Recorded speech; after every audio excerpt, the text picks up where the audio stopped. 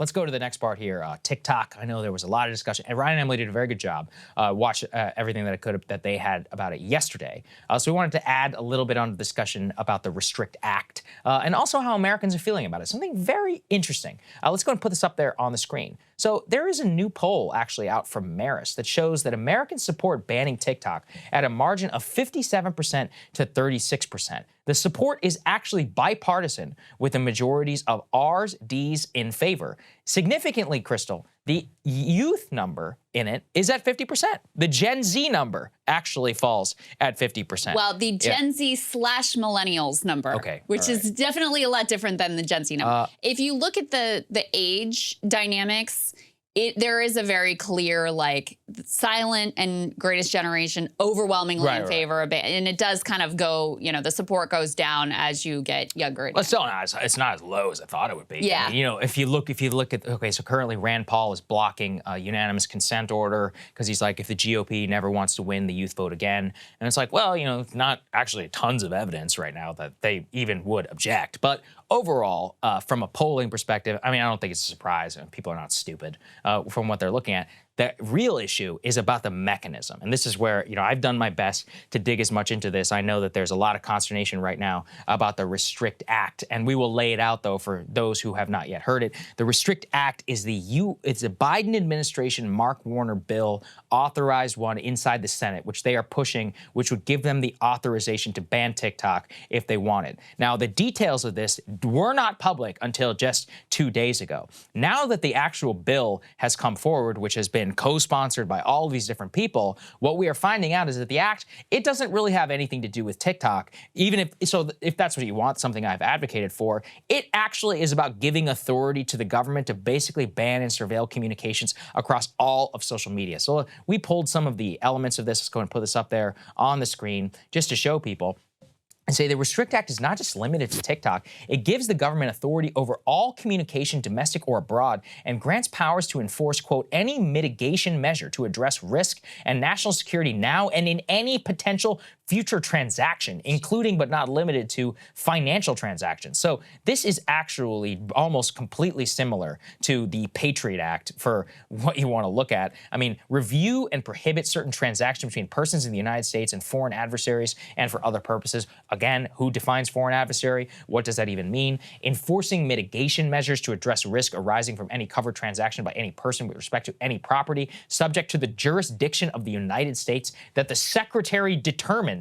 And then even worse is the, quote, potential future transaction. So there are several other things within the act that you can take a look at. But overall, I mean, let's go to the next one there, please, just to take a look, because really what you can see is that the Designated National Security Act for what they can come to includes wireless local networks, mobile networks, satellite payloads, satellite operations control, cable access points, wireline access points, core networking systems, edge computer platforms, cloud-based distributed. I mean, this is a blank check to the Department of Homeland Security and to the White House to surveil basically anything. And it's almost analogous to the FISA situation, where in FISA, they're like, hey, listen, don't worry about it. It's one of those warrants that applies to people outside of America. But if you're in America and you start talking to somebody under FISA, oh yeah, then they can surveil you. Right. And it's like, so it's a backdoor way. This is not even a back door. It's basically just front door, you know, right into any comms.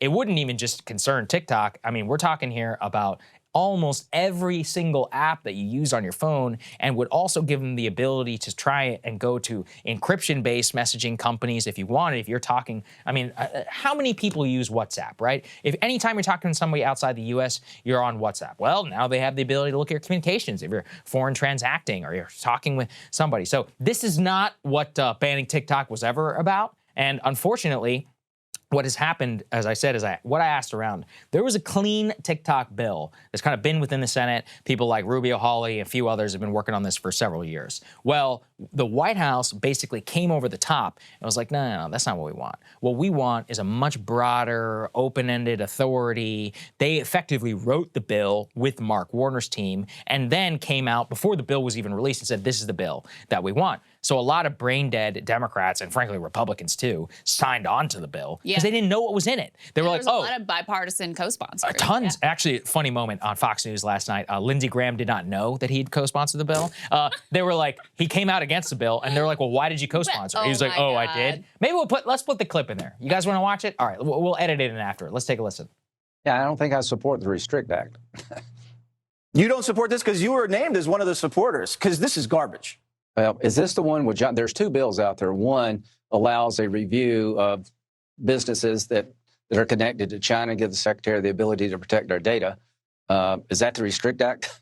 We got S686 right here, March 7th. And we got a bunch of Republicans supporting it. Because this thing is crazy town. You don't want the government looking into your private phone. No, I don't. If they have a hunch you're colluding with the Russians, we remember how that turned out. Right. Yeah, no, well, the Constitution trumps a statute. So let me come back and, give you a better explanation. As you can see, perfect illustration. This guy had no idea they'd even signed on to it. This is part of the issue. They're using TikTok as a Trojan horse to try and basically have a power grab through the Senate. You know, we're lucky that some people actually called this out the moment that it dropped. And actually, it's become quite bipartisan now in terms of the pushback. Tucker Carlson was one of the first people on the right to do a segment about it. Here's what he had to say. But in reality, and you should know this if you're opposed to TikTok, as we are, this bill isn't really about banning TikTok. It's never about what they say it is. Instead, this bill would give enormous and terrifying new powers to the federal government to punish American citizens and regulate how they communicate with one another. So there you go, and he puts him on the same side as Representative Ilhan Omar. Let's go ahead and put this up there on the screen. So this is a real horseshoe moment, I think, in the TikTok debate. And unfortunately, you know, from the Biden administration's point of view, this was something which, at the very least, look, it had bipartisan support. It had something that a significant amount of Americans were concerned about. But just like with the Patriot Act and other government overreach bills, they couldn't help themselves to try and basically write in their dream legislation for the Department of Homeland Security. This is like the greatest wish list that the DHS, the FBI, and CIA have all been looking for now for over 20 years. They've been pushing these types of things. And clearly, they got the admin to try and sneak it in there. And by the way, it still might pass. We should all be careful about this. Massive power grab. Yeah. Like astounding power grab. And by the way, if you run afoul of this monstrosity, they can fine you $1 million or throw you in prison for 20 years. It's nuts. That it is insane. And you think about like how vague the definition of like foreign interference or foreign influence. What does that mean? Think of all of the media ginned up outrages over like Russian interference in this. They just did a whole article based on complete nonsense about how Russia was driving the conversation about East Palestine. Think about Twitter, which has investments from Saudi Arabia. Next they could be the ones that are on the chopping block here as well. If Elon doesn't nuke it first, and we'll get to that. We'll get to that shortly. But I mean, this was. I was already skeptical of this whole direction, as you know, and we had I think a good exchange on that earlier in the week. In my wildest dreams, I couldn't have imagined how bad this bill is. Yes, it's a disaster. I know that there are Republican senators who are working right now to try and kill it. I know Josh Hawley gave a speech on the floor yesterday saying it doesn't actually ban TikTok just because the president, a bunch of new authority. Hawley has a cleaner bill that he was trying to force onto the floor yesterday for something called unanimous consent, where there's not an actual vote and people just nobody objects and it like moves forward to the floor. The what's his name? Senator Rand Paul objected to it, so we're not actually going to face a vote on the bill. I am going to be very interested to see if the bipartisan consensus holds up on the clean bill as well as on the Restrict Act. So it could be one where it becomes like a Democratic one. But then the question comes, what is the Republican House going to do? So are they going to move forward just up on the straight ban? And then here's the other thing. Will President Biden sign just a straight ban? Because he's not even supportive right now of what the actual ban is. So look, we'll keep everybody apprised, but you know, it's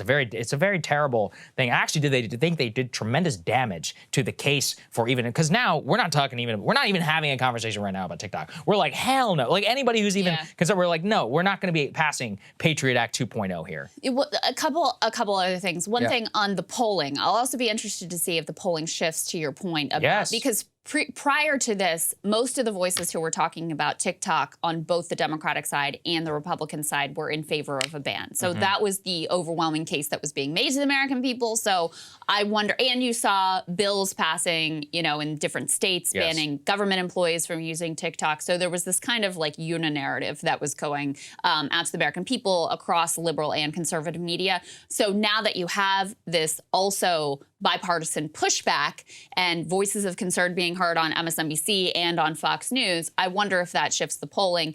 That's number one. And number two, I just want to say, this landscape of social media regulation above and beyond TikTok, we are just starting to dip our toes in these waters. There are some bills in state legislatures. Utah just passed some really wild restrictions in terms of like what teenagers are allowed to do and what parents have access to in terms of social media. California has taken some steps. Texas has taken some steps as well. So there is kind of a bipartisan concern, particularly around young people and social media, which TikTok obviously is the #1 app among young Americans, teenagers especially. So this taps into some of those concerns that parents have about what social media is doing to kids and whether it's feeding into some of the concerns about anxiety, depression, et cetera. Joe Biden himself talked about this in the State of the Union, saying they're running like an experiment on our children.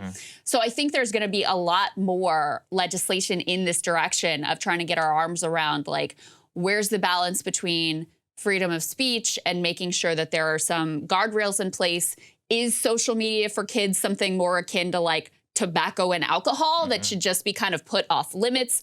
Or is it something that, you know, just needs some guardrails on it and some minor restrictions or no restrictions at all? These are going to be fights that continue indefinitely into the future. I kind of like this bill. I hadn't heard about it. Kids in Utah need parents okay to access in my social opinion, media. it goes way, as a parent, it goes way too far. It's like very invasive. Because look, we've talked about how one of the issues for kids and for teenagers is that they have so much of their life is so it's so guarded. There's so much intrusiveness already from parents. Like kids don't have the freedom to just like go and be on their own and figure things out anymore. And I feel like this particular bill goes too far in the direction of parents having total and giving kids no space to figure themselves out and their identities out and who they're going to be and like interact with their friends and be goofy with their friends in ways that are, you know, parents may not want to see but are ultimately harmless. So anyway, this will be an interesting one to continue to keep your eye on because there are a lot of different approaches out there. Yeah, that's kind of, I got to read more about it. Yeah. I don't know yet, but look, could be interesting. Anyway, that's what you need to know about the TikTok. Hey guys, ready or not, 2024 is fully upon us now, and Sagar and I have been brainstorming ways that we can really up our game for this critical election. Yeah, we rely on our premium subs to expand our coverage, to add staff, to upgrade the studio. We just want to give you the best independent coverage of this election, which is possible. So if you can help us out, become a premium subscriber today, breakingpoints.com, or the link is down here in the description video. It really means the world to us, and if you like what we're all about, this is the best possible way to keep us 100% independent, working only for you.